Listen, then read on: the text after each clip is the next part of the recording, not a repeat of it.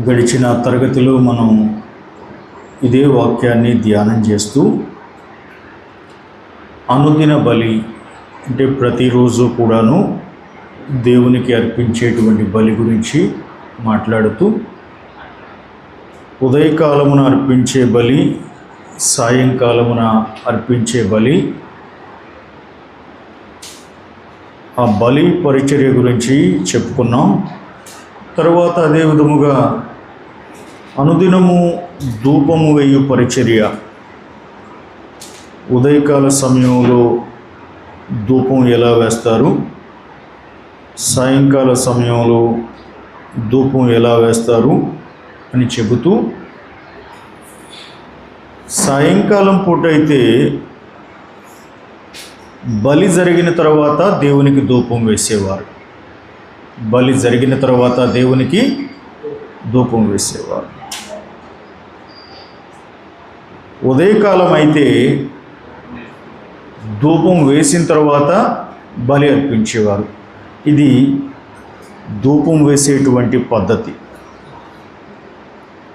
ఒక ఇద్దరు యాజకులు వచ్చి సాయంత్రం పూట ధూపం వేసే పరిచర్యలో ఇద్దరు యాజకులు వచ్చి, ఒకరేమో బలి అర్పించే బలిపీఠం మీదకు ఎక్కి ఆ బలిపీఠం మీద జంతువును, పశువును బలి అర్పించిన తర్వాత దాన్ని నిప్పులు పోగేసి నిప్పులు పట్టుకుంటాడు. అయితే బలి అర్పించిన పిమ్మట జంతువు యొక్క రక్తాన్ని తీసుకొని ఇంకొక యాజకుడు, రెండవ యాజకుడు బలిపీఠం కింద రక్తాన్ని పోస్తాడు. ఇద్దరు యాజకులు పరిచర్య చేస్తారు. ఒక యాజకుడేమో బలి అర్పించిన తర్వాత నిప్పులు పోగేసే యాజకుడు, ఇంకొక యాజకుడేమో బలి అర్పించిన తర్వాత రక్తాన్ని బలిపీఠం కింద పోసే యాజకుడు. ఏ యాజకుడు అయితే రక్తాన్ని బలిపీఠం కింద పోస్తాడో ఆ యాజకుడు బంగారపు ధూప కలశమును, అనగా సువర్ణ ధూపార్తిని చేతబట్టుకొని ఆ సువర్ణ ధూపార్తిలో నిప్పులు కొన్ని వేసుకొని ఆ నిప్పుల మీద ధూప ద్రవ్యములు, అనగా 5 భాగాలు చెప్పాను. ధూప ద్రవ్యములు ఏమిటి? అచ్చ జటామాంసి, గోపీ చందనము, గంధపు చెక్క, సాంబ్రాణి, ఉప్పు. ఈ 5 కూడాను ఆ బంగారు కలశములో ధూపార్తిలో వేసుకొని బలిపీఠం దగ్గర నుండి బయలుదేరి పరిశుద్ధ స్థలంలోనికి వెళతాడు. పరిశుద్ధ స్థలములో ధూపవేదిక, బంగారపు బలిపీఠం అని పిలువబడుతున్న ధూపవేదిక మీద ఆ ధూపం వేస్తే ఆ ధూపవేదిక అతి పరిశుద్ధ స్థలములో ఉన్న కరుణాపీఠమునకు దగ్గరగా ఉంటుంది గనక ఈ ధూపము యొక్క పొగ, ఈ ధూపము కరుణాపీఠమునొద్దకు చేరుతుంది, అంటే దేవుని యొద్దకు చేరుతుంది. ఈ ధూపం వేయడం అనే ప్రక్రియ పూర్తి అయిన తరువాత ఒక గడ్డపార, ఇత్తడితో చేసిన ఒక గడ్డపార, ఆ గడ్డపారకు 10 ఇత్తడి పైపులు ఉంటాయి. ఒక్కొక్క ఇత్తడి పైపుకి 10 బెజ్జాలు ఉంటాయి. మొత్తం 10 పైపులకు కలిపి ఎన్ని బెజ్జాలు? అప్పుడు 100 బెజ్జాలు. ఒక్కొక్క పైపుకి 10 బెజ్జాలు చొప్పున 10 పైపులకి 100 బెజ్జాలు. 100 బెజ్జాలు కలిగిన 10 పైపులకు అతుక్కున్న ఒక గడ్డపార పరిశుద్ధ స్థలములో 2 చేతులతో పైకెత్తి కిందకు విసిరేస్తాడు.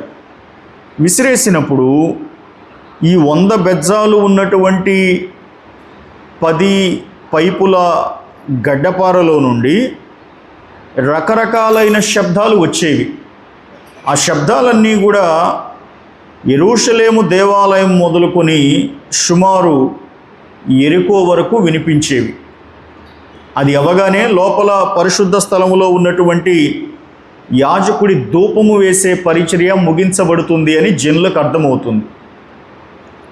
ఆ తర్వాత పరిశుద్ధ స్థలములో ఉన్నటువంటి యాజకుడు బయటకు వచ్చి ప్రజలను ఆశీర్వదిస్తాడు. దాన్నే ప్రీస్ట్లీ బ్లెస్సింగ్ అంటారు, యాజకుడు ఇచ్చే ఆశీర్వాదం. మనం దాన్ని సంఖ్యాకాండంలో 6వ అధ్యాయంలో చదువుతాం. ఆ యాజకుడు ఆశీర్వాదం ఇచ్చిన తర్వాత బయట బలిపీఠం మీద నిప్పులు పట్టుకున్న యాజకుడు లోపలికి వెళ్ళి ధూపం వేసి వచ్చిన యాజకుడు, ఈ ఇద్దరూ కూడాను 2 బూరలు పట్టుకొని ఆ బూరలు బలంగా ఊదుతారు.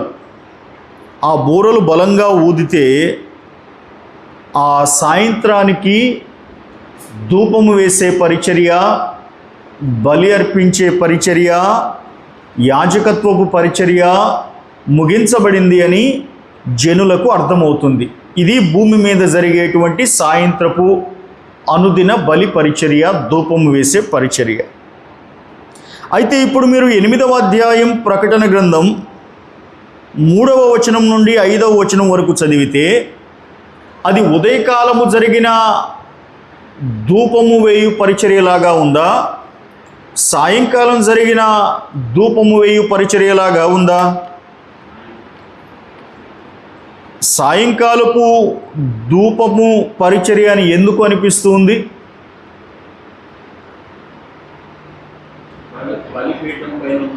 మొదటిగా భూమి మీద 2 యాజకులు ఉంటారు. భూమి మీద 2 యాజకులు ఉంటారు. కానీ ఇక్కడ 2 ఉన్నారా దేవదూతలు పరిచర్య చేయడానికి? లేరు, ఒక్కరే ఉన్నారు. మీరు చదవండి. వేరొక దూత, 3వ వచనంలో ఏం రాశాడు? వేరొక దూత. ఆ వేరొక దూత బలిపీఠము ఎదుట నిలువగా. ఏ బలిపీఠం ఇది? ధూపవేదిక అని పిలువబడుతున్న బంగారపు బలిపీఠమా, లేదా జంతువులను బలి అర్పించు ఇత్తడి బలిపీఠమా?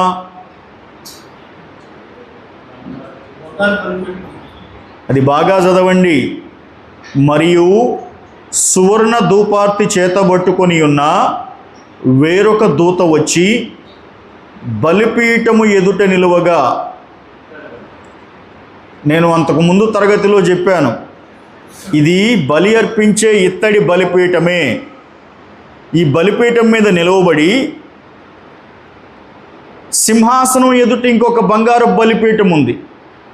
దూత నిలవబడిన బలిపీఠం వేరు, సింహాసనం ఎదుట ఉన్న బంగారు బలిపీఠం వేరు. దూత బలి జరిగేటువంటి బలిపీఠం మీదకు వచ్చి సువర్ణ బలిపీఠం పైన పరిశుద్ధులందరి ప్రార్థనలతో కలుపుటకై అతనికి బహు ధూప ద్రవ్యములు ఇయ్యబడెను. మొదటిగా ఆ దేవదూత వచ్చి సువర్ణ ధూపార్తిని చేతబట్టుకొని బలి అర్పించేటువంటి బలిపీఠం మీద నిలవబడి ఉండగా ఆ దేవదూతకు ధూపద్రవ్యములు ఇయ్యబడ్డాయట. ఏమి ఇయ్యబడ్డాయి? ధూపద్రవ్యములు. అతని చేతిలో ఏముంది? ధూపార్తి, సువర్ణ ధూపార్తి ఉంది. ఆ ధూపార్తిని వాడుకోవాలంటే అతనికి ఏం కావాలి? ధూపద్రవ్యములు కావాలి. ధూపార్తి ఉన్నంత మాత్రాన ధూపం వేయడం కుదరదు. ధూపద్రవ్యములు ఉంటేనే ధూపము వేయగలుగుతాం. నా ప్రశ్నకు జవాబు చెప్పండి. మనము ప్రార్థించాలి అనేటువంటి మనస్సు మనంతట మనకు కలగాలా, మనకు దేవుడు నడిపింపును అనుగ్రహించాలా? ప్రార్థించాలి అంటే మనంతట మనకి ప్రార్థించాలి అనే బుద్ధి కలగాల, మనము ప్రార్థించాలి అని దేవుడు నడిపింపు మనకివ్వాలా?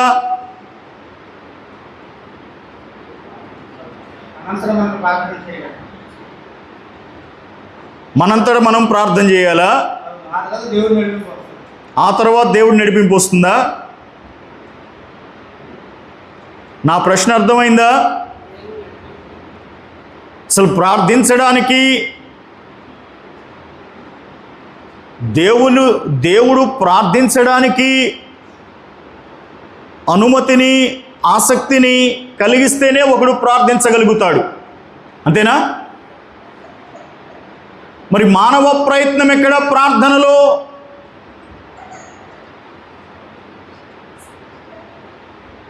ఆయనను ఆరాధించువారు ఆత్మతోనూ సత్యముతోనూ ఆరాధించాలి. అది అర్థమైంది కదా? ఆయనకు ప్రార్థన చేయవారు ఎలాగునో ప్రార్థన చేయాలి. ఇటువంటి మాటే ఒకటి ఉంది, పత్రికల్లో చెప్తాడు పౌలు, శరీరముతోనూ మనస్సుతోనూ ప్రార్థన చేస్తానంటాడు. శరీరంతో చేసే ప్రార్థన ఏమిటి? మనస్సుతో చేసే ప్రార్థన ఏమిటి?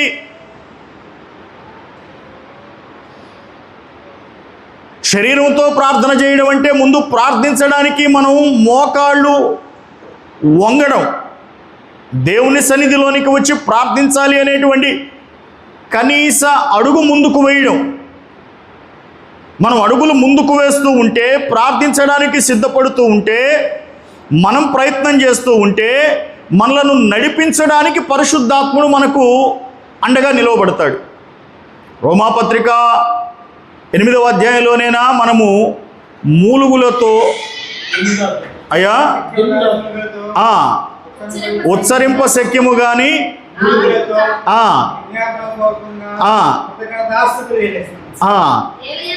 ఏలయనగా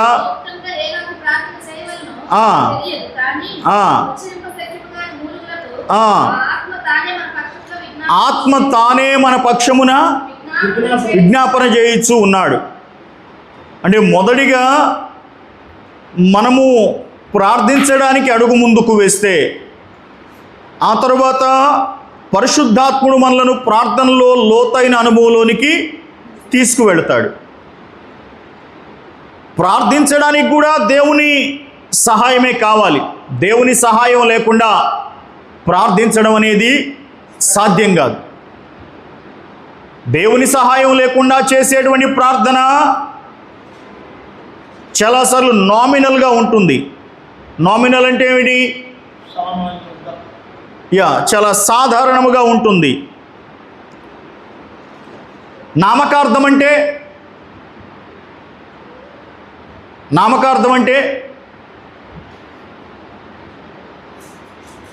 నామకార్థము చాలా నామకార్థంగా ప్రార్థన చేస్తున్నాడు అంటాడు. నామకార్థం అనే మాట బైబిల్లో ఉంటుందా? నామకార్థం అనే మాట బైబిల్లో ఉండదు. జ్ఞాపకార్థం అనే మాట ఉంటుంది. నామకార్థ క్రైస్తవులు నామకార్థ ప్రార్థన, నామకార్థ వ్యవహారం అనే మాటను, నామకార్థము అనే మాటను మొట్టమొదటిగా వాడిన వ్యక్తి ఫిలిప్ డాడ్రిడ్జ్ అనేటువంటి వ్యక్తి వాడతాడు.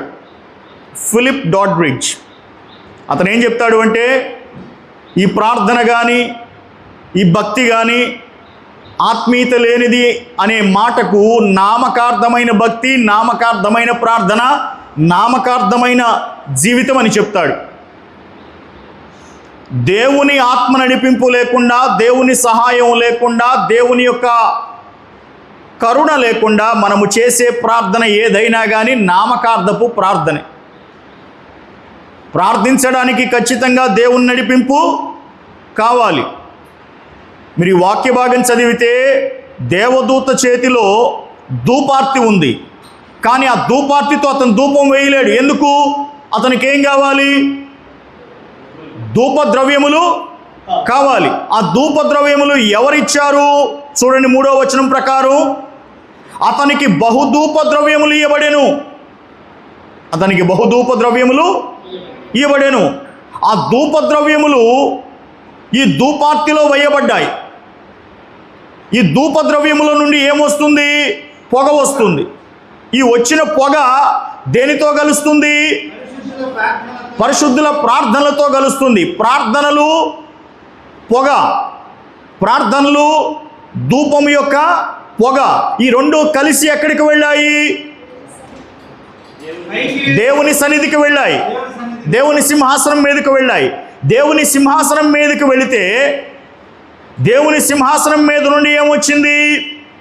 ఆ దూత ధూపార్తి తీసుకొని బలిపీఠం పైన నిప్పులతో దానిని పూర్తిగా నింపి భూమి మీద పడవేయగా ఉరుములు, ధ్వనులు, మెరుపులు, భూకంపము కలిగెను. ఇది పరలోకంలో జరిగినటువంటి ధూపము వేసిన పరిచర్య. ఇప్పుడు నా ప్రశ్నకు జవాబు చెప్పండి. ధూపము వేసే పరిచర్యకు, ప్రార్థనకు ఎక్కడైనా సంబంధం ఉందా? ధూపము వేసే పరిచర్యకు, ప్రార్థనకు ఎక్కడైనా సంబంధం ఉందా? బైబిల్ గ్రంథం ప్రకారం ఏమని చెప్పొచ్చు?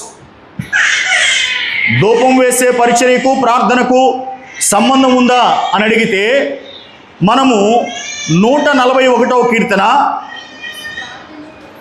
141వ కీర్తన, నా ప్రార్థన ధూపము వలెను,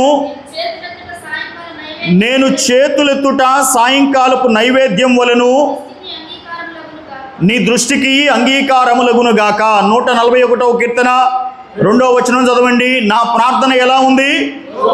ధూపం వలె. అంటే ప్రార్థనను దేంతో పోల్చాడు? ధూపముతో పోల్చాడు. ధూపం అంటే ఏమిటి?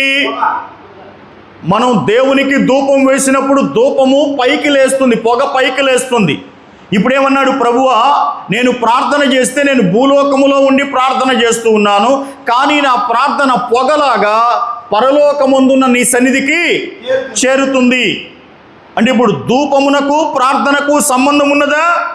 ఉన్నది. రైట్. 2వ వాక్య భాగం లూకా సువార్త 1వ అధ్యాయంలో, లూకా సువార్త 1వ అధ్యాయంలో జకరియా ధూపం వేసే పరిచర్య చేస్తూ ఉన్నాడు. 8వ వచనం నుండి చదవండి. జకరియా తన తరగతి క్రమము చొప్పున దేవుని ఎదుట యాజక ధర్మము జరిగించుచూ ఉండగా, యాజక మర్యాద చొప్పున ప్రభు ఆలయములోనికి వెళ్ళి ధూపము వేయుటకు, ఏం వేయడానికి? ధూపము వేయుటకు అతనికి వంతు వచ్చెను. ధూప సమయమందు, అంటే జకరియా ధూపము వేస్తున్న ఆ సమయములో ప్రజల సమూహమంతయు వెలుపల ప్రార్థన చేయుచుండగా, జకరియా లోపల ఏం వేస్తున్నాడు? ధూపం వేస్తున్నాడు. బయట ప్రజలు ఏం చేస్తున్నారు? ప్రార్థన చేస్తున్నారు. ధూపం వేయడానికి, ప్రార్థన చేయడానికి మధ్య సంబంధం ఉందా? 141వ కీర్తనలో ప్రార్థన దేంతో పోల్చాడు? ధూపంతో పోల్చాడు. జకరియా ఏం వేస్తున్నాడు? ధూపం వేస్తున్నాడు. జకరియా ధూపం వేస్తున్నప్పుడు ప్రజలు ఏం చేస్తున్నారు? బయట ప్రార్థన చేస్తున్నారు. రైట్. 3వదిగా ప్రకటన గ్రంథం 5వ అధ్యాయం, ప్రకటన గ్రంథం 5వ అధ్యాయం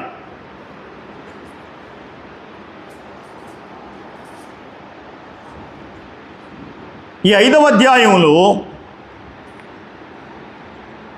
యేసుక్రీస్తు ప్రభువారు దావీదునకు చిగురు, యూదా గోత్రపు సింహమై ఉండి 7 ముద్రలు తీసుకొని ఆ గ్రంథమును విప్పుటకై జయము పొందగా, 7వ వచనం చదవండి. ఆయన వచ్చి సింహాసనమందు ఆసీనుడై ఉండి వాని కుడి చేతిలో నుండి ఆ గ్రంథమును తీసుకొనెను.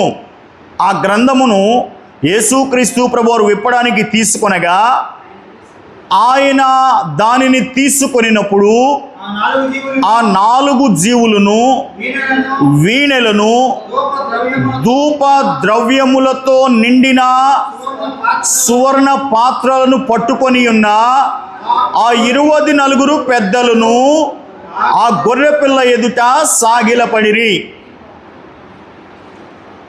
ఆ పాత్రలు ఏ పాత్రలు? ఏ పాత్రలు? ధూప ద్రవ్యములతో నిండిన సువర్ణ పాత్రలు. ఎన్నో వచనం చదువుతున్నాం మనం? 8వ వచనం బాగా చదవండి. ధూప ద్రవ్యములతో నిండిన బంగారు పాత్రలు, ధూప ద్రవ్యములతో నిండిన సువర్ణ పాత్రలు. ఆ పాత్రలు ఏమిటట? ఆ పాత్రలు పరిశుద్ధుల యొక్క ప్రార్థనలు. ఆ పాత్రలు పరిశుద్ధుల యొక్క ప్రార్థనలు. ఇప్పుడు ధూప ద్రవ్యములకు, ధూపం వేయడానికి ప్రార్థనకు మధ్య సంబంధం ఉందా? మొదటిగానేమో కీర్తనల్లో నా ప్రార్థన ధూపం వలె, తర్వాతనేమో జకరియా ధూపం వేస్తూ ఉన్నప్పుడు ప్రజలందరూ బయట దేవునికి ప్రార్థన చేస్తూ ఉన్నారు. పరలోకములో 24 పెద్దలు కూడాను తలల మీద సువర్ణ కిరీటాలు ధరించారు, చేతిలోనేమో సువర్ణ పాత్రలు పట్టుకున్నారు. ఈ సువర్ణ పాత్రలు పట్టుకుండగా 24 పెద్దలు పట్టుకున్నటువంటి సువర్ణ పాత్రల్లో ధూప ద్రవ్యములు వేయబడ్డాయి. ఆ సువర్ణ పాత్రలను ఏమని పిలిచాడు? పరిశుద్ధుల యొక్క ప్రార్థనలే. ఇప్పుడు మీరు 8వ అధ్యాయం 3వ వచనానికి వస్తే, 8వ అధ్యాయం 3వ వచనానికి వస్తే, సువర్ణ ధూపార్తి చేతబట్టుకొని ఉన్న వేరొక దేవదూత ఉన్నాడు. ఆ దేవదూత సువర్ణ బలిపీఠం పైన ధూపం వేయడానికి బహుధూప ద్రవ్యములు అతనికి ఇవ్వబడ్డాయి. దూత ఉన్నాడు, దూత చేతిలో ధూపార్తి ఉంది, ధూపం వేయడానికి ధూప వేదిక ఉంది, ధూపం వేయడానికి బహుధూప ద్రవ్యములు కూడా ఇవ్వబడ్డాయి. కానీ ఈ ధూప ద్రవ్యములు, ధూపం వేసే పరిచర్య ఎవరితో కలపబడాలి? పరిశుద్ధుల ప్రార్థనలతో కలుపుటకై, పరిశుద్ధుల ప్రార్థనలతో కలపబడాలి. ఈ పరిశుద్ధుల ప్రార్థనలు, ధూపం వేసినప్పుడు వచ్చేటువంటి పొగ, ఈ ప్రార్థన ధూపం వేసినప్పుడు వచ్చే పొగ, ఈ రెండు కలిసి 4వ వచనం ప్రకారం దేవుని సన్నిధికి చేరాలి. దేవుని సన్నిధికి చేరాలి. ప్రార్థించుచూ ఉన్నప్పుడు విశ్వాసికి ఉండాల్సిన నమ్మకం ఏమిటి? నేను చేసే ప్రార్థన దేవుని సన్నిధికి ఖచ్చితంగా చేరుతుంది. నేను భూలోకములో ఉన్నాను, దేవుడు ఆకాశమందున్నాడు. నేను భూమిలో ఉండేటువంటి మంటిలో దొరిలే పురుగు లాంటి వాడిని. దేవుడు అత్యున్నతమైన సింహాసనంపై ఆసీనుడై ఉన్న దేవుడు. ఆయనకి నాకు మధ్య అసలు ఎక్కడా కూడాను సంబంధానికి అవకాశం లేదు. ఆయనే ఉన్నతమైన శిఖరం మీద ఉన్నవాడు, నేనేమో అగాధపు అంచుల్లో ఉన్నవాడిని. మరి మా ఇద్దరిని కలిపేదేమిటి? పనికిరాని నన్ను, పురుగు వంటి మనుష్యుడనైన నన్ను, అత్యున్నతమైన సింహాసనమందు ఆసీనుడై ఉన్న ఆ దేవాతి దేవుడిని కలిపేటువంటి సాధనము ప్రార్థనా జీవితం. ప్రార్థనా జీవితం. ఇప్పుడు ప్రార్థనా జీవితం కలిగి ఉంటే మనం భూలోకములో ఉండి ప్రార్థన చేస్తే దేవుడు ఖచ్చితంగా ప్రార్థన ఆలకిస్తాడు. అయితే ప్రశ్న, దేవుడు ఎవరి ప్రార్థన వినడు? దేవుడు ఎవరి ప్రార్థన వినడు? ఎవరి ప్రార్థన పైకి వెళ్ళదు? వినడు అంటే అర్థం ఏంటి? ఎవరి ప్రార్థన పైకి వెళ్ళదు? నా హృదయములో పాపమును లక్ష్యము చేసిన ఎడల నా ప్రార్థన ఆయన అంగీకరించడు. అంటే నా హృదయంలో పాపము ఉంటే, దురుద్దేశం ఉంటే, నా హృదయంలో నేను చేసేటువంటి ప్రార్థనలో పరిశుద్ధత లేకపోతే, అక్కడ మాట చూడండి, పరిశుద్ధులందరి ప్రార్థనలతో. ఎవరి ప్రార్థనలతో? పరిశుద్ధులందరి ప్రార్థనలతో. పాపం ఉంటే, హృదయంలో పాపం ఉంటే, పాపమును లక్ష్యం చేస్తే మనం పరిశుద్ధులం అవుతామా? ఎవరి ప్రార్థన దేవుడు ఆలకిస్తాడు? పరిశుద్ధుల ప్రార్థన దేవుడు ఆలకిస్తాడు. యోహాను సువార్తలో కూడా గుడ్డివాడు చెబుతాడు, దేవుడు పాపుల మనవి ఆలకించడు అని. యెషయా గ్రంథంలో ఏం చెప్తాడు? విననేరక ఉండినట్లు ఆయన చెవులు మందము కాలేదు. ఆయన వినడానికి బాగానే ఉన్నాడు, మరి ఎందుకని నీకు జవాబు రావడం లేదు? నీకు ఆయనకు మధ్యలో పాపములు అడ్డుగా ఉన్నవి. అంటే ఇప్పుడు పాఠం ఏమిటి? మన ప్రార్థన దేవుని సన్నిధికి చేరడం లేదన్నా, మన ప్రార్థన దేవుని సన్నిధికి చేరడం లేదన్నా, మన ప్రార్థనకు జవాబు రావడం లేదన్నా, లోపం దేవుళ్ళలో ఉందా? ప్రార్థించే వాళ్ళలో ఉందా? అయ్యా, ప్రార్థించేవాళ్ళలోనే లోపం లేదు. పాస్టర్ గారు, నేను పరిశుద్ధంగానే ఉన్నాను, నాకు తెలిసినంత వరకు కూడా నా మార్గములన్నీ చక్కగానే జాగ్రత్తగానే కాచుకొనుచూ ఉన్నాను నేను ఎక్కడా కూడాను ఉద్దేశపూర్వకంగా దేవునికి వ్యతిరేకంగా నడుచుకోలేదు, అయినా కానీ నా ప్రార్థనలకు జవాబు రావడం లేదని ఎవరన్నా చెబితే దేవుడు నీకు ఏదో శ్రేష్టమైనది ఇవ్వడానికి ఆలస్యం చేస్తూ ఉన్నాడు. దేవుడి గురించి నేను చెప్పే ఒక బలమైన మాట ఏమిటంటే ఆయన ఆలస్యం చేస్తాడేమో కానీ అన్యాయం మాత్రం చేయడు. ఇది ఎప్పుడు నేను వాడేటువంటి స్టేట్మెంట్. సో ప్రార్థన ధూపంలాగా పైకి వెళ్ళాలి. ప్రార్థన ధూపంలాగా పైకి వెళ్ళాలి. యాజకుడు సాయంకాలపు ధూపము వేసే పరిచర్య జరిగించబడుతూ ఉన్నప్పుడు ధూపవేదిక మీద ఈ ధూపం వేస్తూ ఉండగా అతి పరిశుద్ధ స్థలములో ఉన్న కరుణాపీఠము దగ్గరికి ధూపం వెళుతుంది. అతి పరిశుద్ధ స్థలానికి పరిశుద్ధ స్థలానికి మధ్యలో తెర ఉంది కదా, తెర అడ్డం ఉంది కదా, అయినా కానీ ఈ పొగ అతి పరిశుద్ధ స్థలములో ఉన్నటువంటి కరుణాపీఠం దగ్గరికి వెళ్ళింది. వెళ్ళినప్పుడు ఆ పొగ మధ్యలో నుండి, ఆ కరుణాపీఠము మీద ఉన్న 2 కెరూబుల మధ్యలో నుండి దేవుడు ఇశ్రాయేలు ప్రజలతో మాట్లాడతాడు. అంటే దేవుడు జవాబు ఇవ్వాలి అంటే ముందుగా ఈ ధూపము కరుణాపీఠమును చేరుకోవాలి.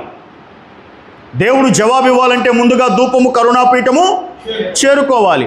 దేవుడు జవాబు ఇవ్వాలంటే ముందుగా మన ప్రార్థనలు దేవుని సన్నిధికి చేరాలి. ప్రార్థన చేయడం ఎంతెంతో ప్రార్థన చేస్తున్నప్పుడు నా ప్రార్థన దేవుని సన్నిధికి చేరుతుందా లేదా? దేవుని సన్నిధికి చేరుతుందా లేదా? నేను చేసేటువంటి ప్రార్థన దేవునికి ఇష్టంగా ఉందా లేదా? నేను ప్రార్థన చేస్తున్నప్పుడు 2 తలంపుల మధ్యలో ఉండి ప్రార్థన చేస్తూ ఉన్నానా లేదా ఏకంగా దేవుని మీదనే ఆధారపడి ప్రార్థన చేస్తూ ఉన్నానా? ప్రార్థన చేస్తున్నప్పుడు నులివెచ్చని జీవితంలో ఉండి ప్రార్థన చేస్తున్నానా, దేవునికి ఇష్టమైన జీవితంలో ఉండి ప్రార్థన చేస్తున్నానా? ప్రార్థన చేస్తున్నప్పుడు దేవుడు నా హృదయంలో ఏదైనా ఒక దోషము కనుగొంటాడా, ఆయన కనుగొనకుండా నా హృదయం దేవుని ఎదుట నిందారహితంగా ఉందా అని ముందుగా పరీక్ష చేసుకోవాలి. స్వపరీక్ష. బల్లారాధన తీసుకునేటప్పుడు కూడా ఏమన్నాడు? 1 కొరింథీ పత్రిక 11వ అధ్యాయంలో బల్లారాధన తీసుకోబోయే ముందు ఏమన్నాడు?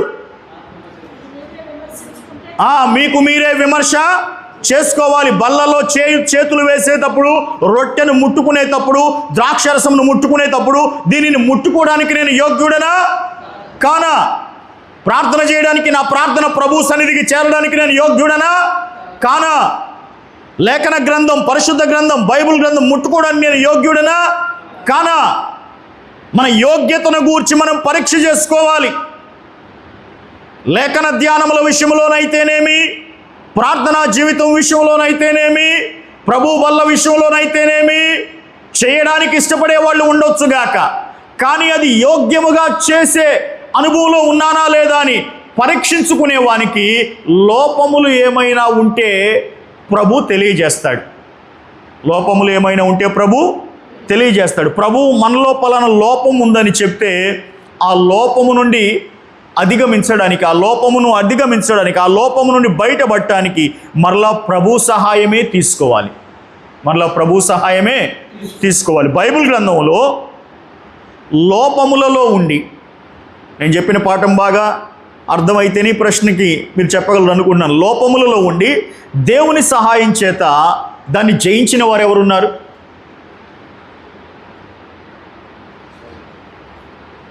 నా ప్రశ్న అర్థమైందా?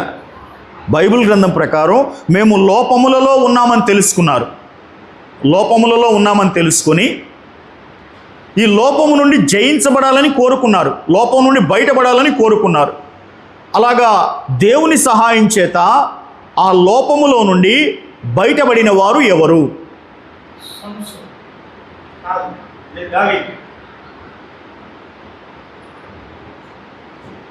సంసోను లోపంలో ఉన్నాడా? బంధించబడినప్పుడు, కళ్ళు పోయినప్పుడు, తల వెంట్రుకలు తీయబడినప్పుడు సంసోను తన లోపాన్ని తాను గుర్తించి, కాదు తన లోపాన్ని తాను గుర్తించి అందులోంచి బయటపడటానికి ప్రార్థన చేశాడా? సంసోను చేసిన ప్రార్థనకి లోపాన్ని అధిగమించడానికి చేసిన ప్రార్థన, లేకపోతే శత్రువులు ఎదుట నేను నీచంగా ఓడిపోకూడదని చేసిన ప్రార్థన? ఓడిపోకూడదని ప్రార్థన చేశాడు. నేను లోపాన్ని జయించాలనుకొని ప్రార్థన చేయలేదు. ఇంకొక్క మారు నాకు అవకాశం ఇస్తే ఈ ఒక్కసారి అవకాశం అన్నాడు. నా ప్రశ్న ఏమిటంటే, సంసోనుకున్నటువంటి బలహీనత, ఆ తిమ్నాతుకు పోయి ఒక అమ్మాయిని ఇష్టపడ్డాడు, అవునా? రెండోది, సోరేకు లోయలోకి పోయాడు. సోరేకు లోయలో ఎవరిని ఇష్టపడ్డాడు? సంసోను జీవితంలో మొత్తం ఎంతమంది స్త్రీలు ఉన్నారు? ఇద్దరా ముగ్గురా? ముగ్గురు ఉన్నారు కదా. ముగ్గురు స్త్రీల వెనకాల పడిన వాడికి లోపం ఉన్నట్టా లేనట్టా? ఉన్నట్టేనా? ఏనాడైనా కానీ లోపం నుంచి అధిగమించడానికి సంసోను ప్రార్థన చేశాడా? Right, that's the question. నేను గెలవాలి, నిన్ను నిలబెట్టాలి అనుకున్నాడు, కానీ శత్రువుల మీద గెలవడానికి ఆసక్తిని చూపించాడు, కానీ తన బలహీనత మీద గెలుపు కోసం ఏనాడైనా ఆసక్తి చూపించాడా? చూపించలేదు. రైట్. మీరు చెప్పిన దావీదు దగ్గరికి వద్దాం. అమ్మా ఏమా?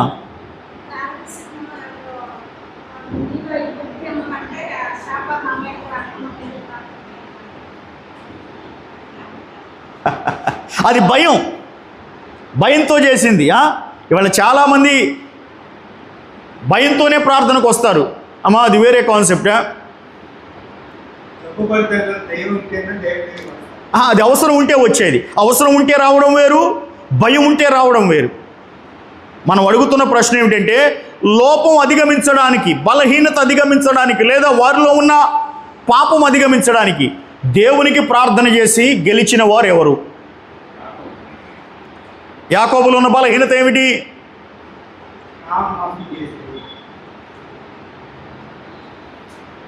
చాలామంది చెప్తారుగా ప్రసంగం, నీ పేరు ఏమిటి అని అడిగినప్పుడు ఏం చెప్పాడు యాకోబు? నాన్నకి చెప్పాడు ఏశావని. దేవుడు అడిగాడా నీ పేరు ఏమిటని? అడిగినప్పుడు ఏం చెప్పాడు? యాకోబు అని చెప్పాడు.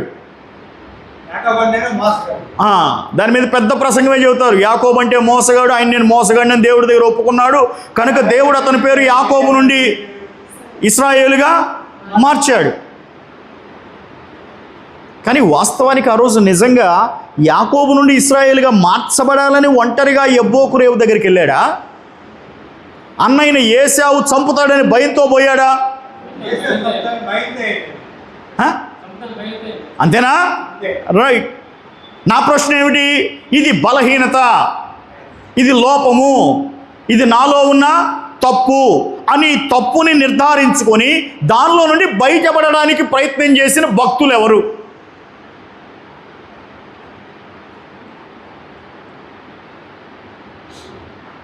ఆ పాట అర్థమవుతుందా? ఎవరు కనపట్టలేదా? యెషయానా 6వ అధ్యాయమా? యెషయా 6వ అధ్యాయంలో యెషయా ఏం ఆలోచన చేస్తున్నాడు తెలుసా? 6వ అధ్యాయంలో రాజుగారు చచ్చిపోయిన రాజుగారు ఎవరు? ఉజ్జియా భూలోకంలో తన దేశాన్ని ఏలుబడి చేస్తున్న రాజు. ఆయనకు వచ్చిన చింత ఏమిటి? ప్రవక్త అయిన యెషయాకి వచ్చిన చింత ఏమిటి? అయ్యో, నా దేశాన్ని పరిపాలించే రాజు చనిపోయాడే, నా దేశాన్ని పరిపాలించే నా రాజు చచ్చిపోతే నా దేశం ఏం గాను, నా ప్రజలు ఏం గాను అని భూలోకంలో ఉన్న ప్రజల గురించి, దేశం గురించి ఆలోచన చేస్తుంటే రాజైన ఉజ్జియా మృతి పొందిన దినములలో, అంతేనా, ఆయన చనిపోయాడని నువ్వు ఆలోచన చేస్తున్నావు. కానీ యెషయా రాజులకు రాజు, ప్రభువులకు ప్రభు అయి ఉన్న సర్వాధికారి అయిన దేవుడు చనిపోలేదు అని చెప్పడానికి ఆ దర్శనం వచ్చింది. 51వ కీర్తనలో దావీదు చేసిన ప్రార్థన, దావీదు తనలో లోపం ఉందని ప్రవక్త గద్దించినప్పుడు, ఏ ప్రవక్త? నాతాను ప్రవక్త గద్దించినప్పుడు. నేను ఎప్పుడు చెప్తా ఉంటాను, అసలు సౌలు క్యారెక్టర్ మంచిదా, దావీదు క్యారెక్టర్ మంచిదా? సౌలు, ఇశ్రాయేలీల మొట్టమొదటి రాజు అయిన సౌలు ఉన్నాడే, సౌలు వ్యక్తిత్వం మంచిదా, దావీదు వ్యక్తిత్వం మంచిదా? దావీదు ఎట్లా మంచిది? దావీదు స్త్రీలను పెళ్లి చేసుకున్నట్లుగా సౌలు స్త్రీలను పెళ్లి చేసుకున్నాడా? దావీదు ఉద్దేశపూర్వకంగా హత్య చేయించినట్లుగా సౌలు ఉద్దేశపూర్వకంగా ఎవరన్నా మంచిగా నటించి హత్య చేయించాడా? దావీదు ఒక ఊరి మీద పడి లెక్క లేకుండా తన చేతులు రక్తంతో తడిసిపోయేలాగా హత్యలు చేశాడే? అట్లా ఏమన్నా సౌలు ఏమన్నా హత్యలు చేశాడా? తన ప్రాణం కాపాడుకోవడం కోసం పిచ్చోళ్లాగా నటించాడే దావీదు, అలాగే ఉన్న సౌలు నటించాడా? సౌలు క్యారెక్టరే మంచిది దావీదుతో పోల్చుకుంటే. కానీ దావీదు దేవుడికి ఇష్టానుసారుడు ఎట్లయ్యాడు? దావీదు దగ్గరికి దేవుడు ప్రవక్తను పంపించి, బాయ్ నీ తప్పు అనగానే, అయ్యా నేను తప్పు చేశాను మహాప్రభు అని దేవుడి దగ్గర పశ్చాత్తాపపడి క్షమించమని అడిగే గుణం కలిగిన వాడు గనక దావీదు దేవునికి ఇష్టుడయ్యాడు. సౌలు ఎందుకని ఇష్టుడు కాలేకపోయాడు అని అడిగితే, సమూయేలు ప్రవక్త వచ్చి గద్దించినా కానీ అక్కడ బేరమాడుతున్నాడు, రీజనింగ్ మాట్లాడుతున్నాడు. చేసిన తప్పుని ఒప్పుకోకుండా నీ దేవుడు నా దేవుడు అంటున్నాడు, నీ ప్రజలు నా ప్రజలు అంటున్నాడు. దాన్ని కవర్ చేసుకోవడానికి ప్రయత్నం చేస్తున్నాడు. సమస్య ఏమిటంటే, దేవుడు అతిక్రమములు దాచిపెట్టుకునేవాడిని, అతిక్రమము చేసిన తర్వాత ఎందుకు చేశాను అని సంజాయిషి చెప్పుకునేవాడిని, తప్పు చేసినా కానీ నేను మంచోడిని అని సమర్థించుకునేవాడిని దేవుడు ఎన్నడూ నీతిమంతుడిగా ఎంచడు. సార్, ఎవరిని ఎంచుతాడు? తప్పు చేశావు, పాపమే చేశావు, పడిపోయావు. నువ్వు పడిపోయావని దేవుడు నీతో మాట్లాడతాడు. వాక్యం ద్వారాగాను, దర్శనం ద్వారాగాను, స్వరం ద్వారాగాను, దైవజనుడి ద్వారాగాను, ఏ విధము చేతనైనా దేవుడు నీకు ఆ విషయాన్ని తెలియజేస్తాడు. తెలియజేసినప్పుడు నీ హృదయము వాత వేయబడిన మనస్సాక్షి ఉండకుండా, అవును ప్రభువా, అదేదో పాట బాగుంటుంది సార్, నా దోష పాపము తెలిసేయున్నది దోషిని ప్రభువా, హిస్సోపుతో కడుగుము దేవా, హిస్సోపుతో కడుగుము దేవా. విన్నారు ఈ పాట? పశ్చాత్తాప గీతం. ఈ రోజున సంఘానికి పశ్చాత్తాప గీతాలు చాలా కావాలి. ఏడవాలి, కన్నీరు గార్చాలి, తప్పు చేసామని దేవుడి దగ్గర ఒప్పుకోవాలి. ఈ ఒప్పుకోలు, ఏడుపు, కన్నీరు, ఈ అనుభవాల్లో దేవుని పరిశుద్ధత ఎంత అమూల్యమైనదో మనకు తెలుస్తుంది. సరే, పాఠం ఏంటంటే,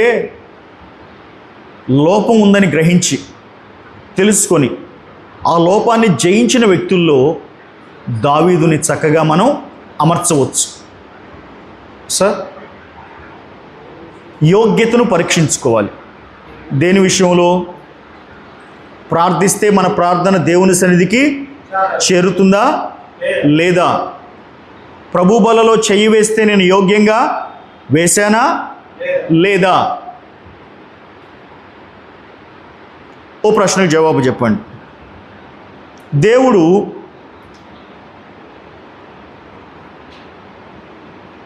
ఎదుటివారిని బాధ పెట్టి మనం ప్రార్థన చేస్తే మన ప్రార్థన వింటాడా? ఎదుటివారి చేత బాధించబడిన మనము ప్రార్థన చేస్తే ప్రార్థన వింటాడా? ఎవరి ప్రార్థన దేవుడు వింటాడు? బాధ పెట్టిన వాడి ప్రార్థన వింటాడా? బాధించబడిన వాడి ప్రార్థన వింటాడా? అంతేనా? మీకు అర్థం కావడానికి చెప్తాను. హేబేలు, కయీను, అంతే కదా? వీళ్ళిద్దరిలో బాధ పెట్టింది ఎవరు? కయీను. బాధించబడింది ఎవరు? హేబేలు. ఇప్పుడు బాధించబడిన హేబేలు చనిపోయిన తర్వాత అతని రక్తము ఎవరికి మొరపెట్టింది? దేవునికి మొరపెట్టింది. భూమిలో ఇంకిపోయిన రక్తం ఎక్కడ ఇంకిపోయింది? భూమిలో ఇంకిపోయిన రక్తం. దేవుడు ఎక్కడున్నాడు? ఆకాశం అందున్నాడు. భూమిలో ఇంకిపోయిన రక్తము దేవుని యొద్దకు చేరినది. ఆ రక్తం యొక్క స్వరం ఎక్కడికి చేరింది? దేవుని యొద్దకు చేరింది. అంటే ప్రార్థన ఎవరి దగ్గరికి చేరింది? ప్రార్థన దేవుని సన్నిధికి చేరింది. చేరితే దేవుని యొద్ద నుండి జవాబు వచ్చిందా రాలేదా? వచ్చింది. ఎట్లా వచ్చింది? కయీన్ దగ్గరికి వచ్చింది. మీకు ఈ లాజిక్ అర్థమైందా? పైకి చేరిన ప్రార్థన, పైనుండి వచ్చిన జవాబు. ఈ పైకి చేరే ప్రార్థనని దేంతో పోల్చాడు? ధూపముతో కలిసిన ప్రార్థన లేదా ధూపము యొక్క పొగ. పైకి చేరిన ధూపము యొక్క పొగ. మీకు కొంచెం అర్థం కావడానికి చెప్తాను. 4వ వచనం చదవండి. 8:4.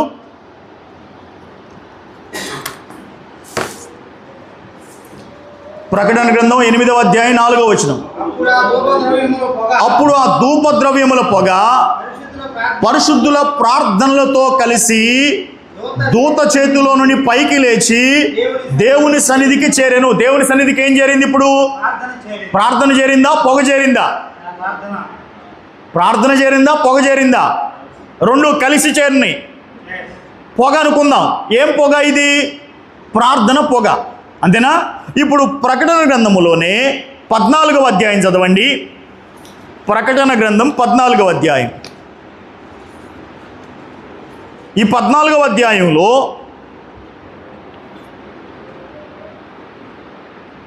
10-11 వచనాలు చదవండి. ఏమియు కలపబడకుండా దేవుని ఉగ్రత పాత్రలో పోయబడిన దేవుని కోపము అను మద్యమును వాడు త్రాగును. ఎవరు? 9వ వచనం ప్రకారం క్రూర మృగమునకు గాని దాని ప్రతిమకు గాని ఎవడైనను నమస్కారము చేసిన ఎడల తన నొసటి యందు గాని చేతి యందు గాని ఆ క్రూర మృగము యొక్క ముద్ర వేయించుకొనిన ఎడల వాడు ఏం తాగుతాడు? వాడేం తాగుతాడు? దేవుని ఉగ్రత పాత్రలో పోయబడిన దేవుని కోపము అనే మద్యమును వాడు తాగుతాడు. రైట్, కిందకి రండి. పరిశుద్ధ దూతల ఎదుటను గొర్రెపిల్ల ఎదుటను అగ్ని గంధకముల చేత వాడు బాధించబడతాడు. 11వ వచనం బాగా చదవండి. ఇప్పుడు వారి బాధ సంబంధమైన పొగ యుగ యుగములు లేచును. ఇందాక వెళ్ళింది ఏం పొగ? ధూపముతో కలిసిన ప్రార్థన పొగ. అంతేనా? 8వ అధ్యాయంలో ఉన్నది ఏం పొగ? ధూపముతో కలిసిన ప్రార్థన పొగ. ఇది ఏం పొగ? బాధ సంబంధమైన దేవుని ఉగ్రత, దేవుని కోపము కలిసిన పొగ. 2 రకాలైన పొగలు, smokes. 2 kinds of smokes. One is the smoke of incense and the other one is the smoke of torment. మీరు ఇంకొక వచనం కూడా చదవండి. 19వ అధ్యాయం ప్రకటన గ్రంథం 19వ అధ్యాయం 3వ వచనం చదవండి. లేకపోతే 2 నుండి చదవండి. మహాబబులోను వేశ్యకు ఆయన తీర్పు తీర్చి తన దాసుల రక్తమును బట్టి దానికి ప్రతిదండన చేసెను. దేవుడు ఏం చేశాడు? తీర్పు తీర్చి ప్రతిదండన చేశాడు. చేస్తే ఇప్పుడు 3వ వచనం ప్రకారం ఆ మహాబబులోను వేశ్య అనే ఆ పట్టణపు పొగ యుగ యుగములు పైకి లేచుచున్నది. ఇది ఏ పొగ? ఇది బాధా సంబంధమైన పొగ, ప్రార్థనా సంబంధమైన పొగ, బాధా సంబంధమైన పొగ. సో ఇప్పుడు ప్రకటన గ్రంథంలో 2 రకాల పొగలు ఉంటాయి. 2 types of smokes. ఒకటేమో ప్రార్థనా సంబంధమైన పొగ, ఇది కింద నుండి పైకి లేచి దేవుని సన్నిధికి చేరేది. రెండోదేమో దేవుని శత్రువుల మీదకి, దేవుని పరిశుద్ధులకు వ్యతిరేకంగా నడిచిన వారి మీదకి దిగి వచ్చేటువంటి బాధా సంబంధమైన పొగ. ఒకటి పైకి వెళ్తేనే ఇంకోటి కిందకి వస్తుంది. రైట్. ఇప్పుడు ఆ సూత్రం ప్రకారం హేబేలు యొక్క రక్తము యొక్క స్వరము నేలలో నుండి దేవునికి మొరపెడితే అది ఏ రకమైన పొగ?